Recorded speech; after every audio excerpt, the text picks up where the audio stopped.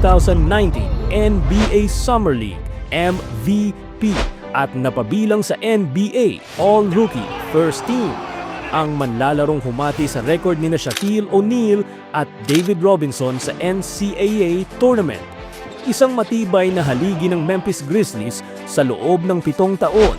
Ngunit sa likod ng mga matatayog na talon at matitinding blocks, sino ang mag-aakala na sa edad na 29 ay maaga siyang magpapaalam? Panoorin ang kwento ng isang batang mula Canada na nangarap, nagtagumpay, ngunit sa huli ay hinarap ang isang trahedyang hindi inaasahan ng marami. Ito ang true story ni Brandon Clarke. Pero bago tayo magsimula, kung gusto mo pang makakita ng mga kwentong gaya nito, don't forget to like and subscribe bilang pagsuporta sa aking munting channel. Maraming salamat po. Ipinanganak noong September 19, 1996 sa Vancouver, British Columbia, si Brandon Clarke ay bunga ng pagmamahalan ng kanyang Canadian na ina na si Whitney Triplett at Jamaican na ama na si Steve Clarke. Sa edad na 3, lumipat ang kanilang pamilya sa Phoenix, Arizona.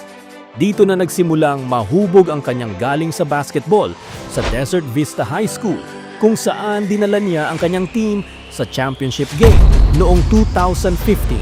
Pero hindi naging madali ang simula ni Clarke sa kolehiyo, ngunit gaya ng isang tunay na fighter, unti-unti siyang gumawa ng ingay. Sa San Jose State bilang freshman, nakuha niya agad ang Mountain West 6th Man of the Year. At sa Gonzaga Bulldogs, dito na siya tuluyang sumabog. Siya ang kauna-unahang player sa kasaysayan ng WCC na nanalo bilang Newcomer of the Year at Defensive Player of the Year sa iisang season. Erased at the rim. At nakapagtala ng history sa NCAA. Noong March 2019, nung magtala siya ng 36 points at 5 blocks laban sa Baylor. Isang record na tanging sina Shaq at David Robinson lamang ang nakagawa noon sa kasaysayan ng torneo. At noong 2019 NBA Summer League, dinomina rin niya ang liga dahil siya ang unang non-American na nanalo ng Summer League, MVP at Championship MVP ng sabay. Noong 2019 NBA Draft, kinuha siya bilang 21st overall pick. Bagamat sa Oklahoma City Thunder siya na-draft, agad siyang napunta sa Memphis Grizzlies, ang team na naging tahanan niya hanggang sa huli.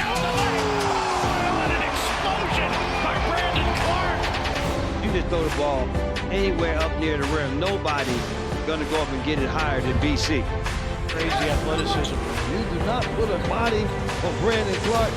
You are asking for trouble. At noong December 18, tila nag-apoy ang kanyang mga kamay nang irehistro niya ang career high na 27 points kontra Oklahoma City Thunder. At para patunayan na hindi tiyamba ang kanyang performance, muli siyang kumamada ng 27 points, 6 rebounds at 2 steals sa kanilang panalo laban sa Portland Trail Blazers. Dahil sa kanyang pambihirang talento, napili si Clarke na maglaro sa 2020 Rising Stars Challenge. Doon, ipinakita niya ang kanyang athleticism matapos magtala ng 22 points at 8 rebounds. At naging bahagi siya ng 2019 to 2020 NBA All-Rookie First Team at naging paborito ng mga fans dahil sa kanyang energy at puso sa laro. Dahil sa kanyang halaga sa team, pinirmahan niya ang isang 4-year, $52 million contract extension noong 2022.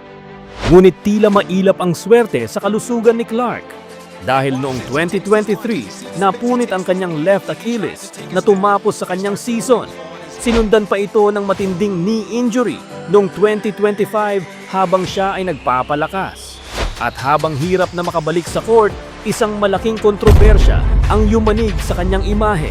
Brandon Clarke has been arrested. Noong April 2024, naaresto si Clarke sa Arkansas dahil sa bilis ng pagpapatakbo at pagtataglay ng mahigit 200 grams ng kratom, isang controlled substance.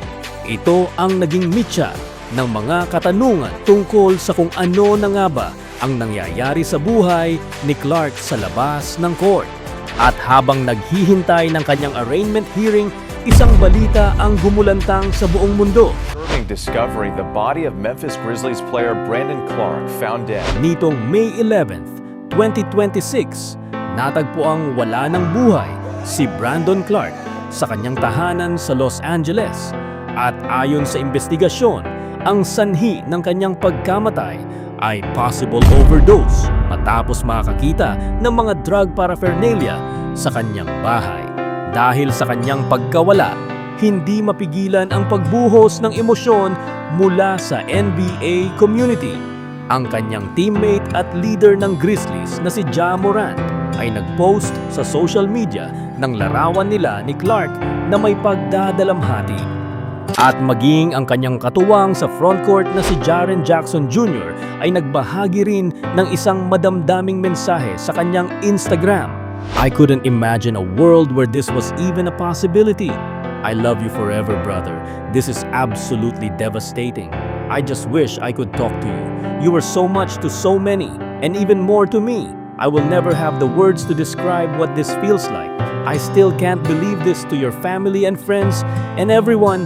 You were always a light and you were always so genuine and real, and our friendship went far beyond anything on the court. I truly lost my twin. I'm still going to be talking to you always. You will be forever loved and forever missed. Mula sa pagiging record breaker sa NCAA hanggang sa pagiging energy guy ng Memphis, ang buhay ni Brandon Clark ay isang paalala na kahit ang pinakamalalakas na manlalaro ay may pinagdaraanan sa likod ng mga kamera. Anong aral ang mapupulot natin dito? Ang trahedyang ito ay isang babala sa ating lahat na wala talagang maidudulot na maganda sa ating buhay, pangarap at pamilya ang paggamit ng pinagbabawal na gamot. Maaari nitong burahin ang lahat ng pinaghirapan natin sa isang iglap lang. Kaya mga idol, huwag nating sayangin ang buhay natin sa mga bagay na maglulubog lang sa atin sa dilim. Mas masarap pa rin maglaro ng basketball kaysa maglaro ng kung ano-ano sa katawan na sisira sa kinabukasan natin. Sana ay nagustuhan ninyo ang ating kwento. Kung may suggestion kang content na gusto mong mapanood, i-type mo na sa comment section. Sisikapin nating isunod sa ating channel. Mag-subscribe ka na rin. Libreng nood lang, wala pang monthly bill. Di tulad ng iba dyan. Hanggang sa susunod nating kwento, ito ang Beyond the Game. Maraming salamat.